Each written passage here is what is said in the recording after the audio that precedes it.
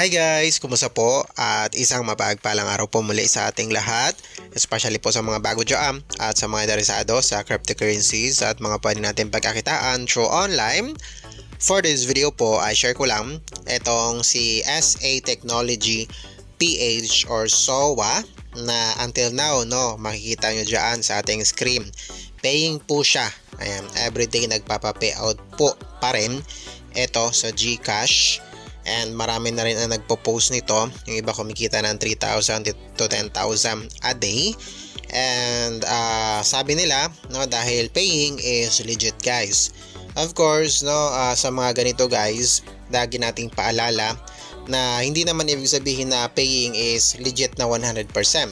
So paying siya, pero ang question is hanggang kailan kaya paying po yung mga ganitong klaseng invest, wait and earn. So itong si SOA guys or SA Technology, meron tong office na pinapakita, tapos kinakarir talaga siya ng mga tao ngayon. And maraming nag-invest, maraming nag-share, maraming nagpapa-seminar. So masasabi natin guys na talagang sineseryoso po nila yung kitaan po dito kay SOA or SA Technology. Pero ulitin ko guys, paalala, hindi nyo kailangang sumali. All you need to do is malaman how it works.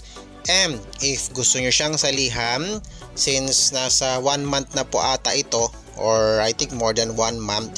So yung mga ganito guys, tumatagal ng 3 months, yung iba 5 months, pinakamatagal na siguro 6 months. Pero hindi natin alam kung hanggang kailan po siya. Okay? Kaya kung gusto nyo subukan, invest only what you can afford to lose. Okay? Huwag pong maglalagay ng malaking halaga, huwag pong mag-go all in. Alright? Kasi yung iba po ay hindi mapigilan. So, nag-go all in. Ibig sabihin is, kumita na, tapos doblehin pa, iba triple pa. So, naglalagay ng malaking halaga kasi nga nakaka-payout sila. Pero wag ganun guys. Kung naka-payout na kayo, nakabawi na kayo, that's enough.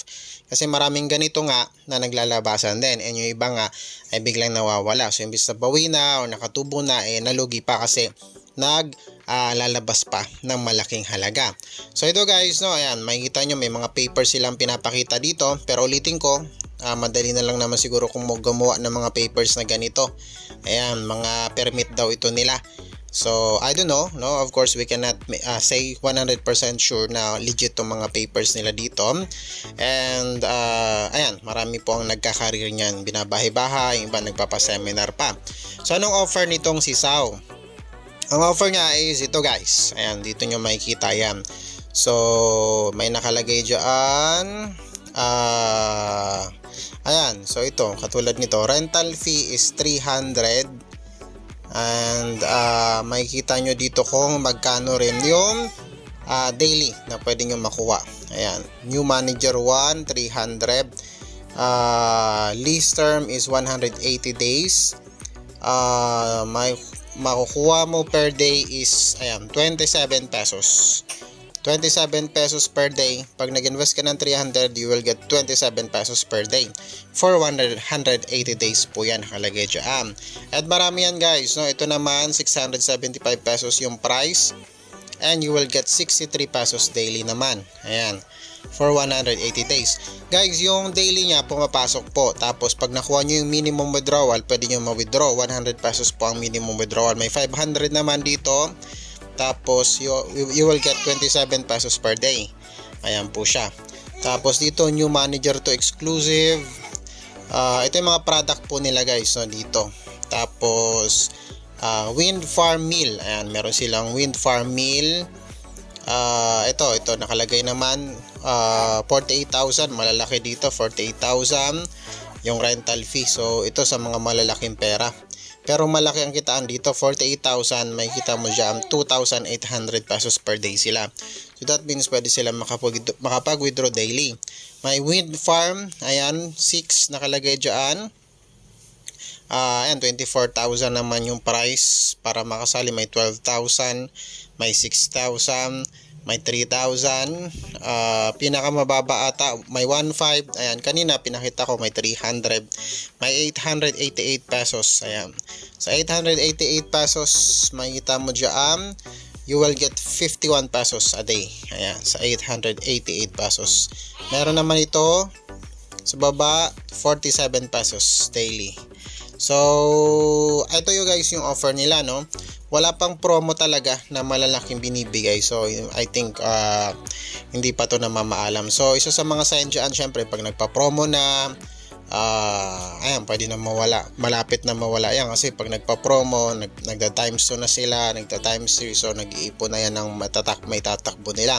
Well, sana yung mga ganito ay tumagal, no, para at least marami po ang maka-withdraw. So far guys, no, paying siya, okay, pero ang question nga natin is hanggang kailan. So pag nag-invest ka rito, daily mo siya makukuha dito sa, pupunta ka sa history, tapos kukunin mo yung electricity. Ayan, get electricity ka daily, dito ka. Tapos pag may electricity ka na, pupunta ka dito sa ayan, dito sa my account, tapos dito sa powerhouse, ibebenta mo yung electricity. Ayan, ibebenta mo siya 1 kilowatts, ayan, nakalagay dyan 9 pesos. Ibebenta mo siya dito, tapos magiging ayan, dito siya, magiging peso siya. Minimum withdrawal niya is 100 pesos. Ayan, 100 pesos minimum. Tapos tax bawas niya is 10%. 24/7 yung withdrawal. Ayan po siya, no? So, every 24 hours pupunta kayo dito sa Get Electricity. Tapos, sa cash in naman nila, ayan, sa cash in recharge, ayan, pwede yan dito sa GCash. Ayan, pwede GCash. Ayan, nakalagay naman dyan. So, madali na mag-cash in dyan pero ay nga. Withdrawal, okay naman. Walang problema sa withdrawal. Ayan nga. So, dito mamimili ka lang kung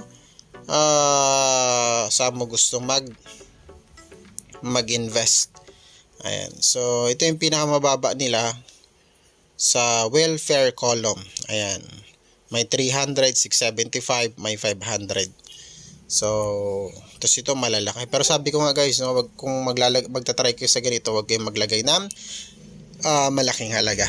Alright, so ito lang gusto ko i-share guys. Maraming salamat. Hopefully nagkaroon kayo ng idea, and God bless po sa ating lahat.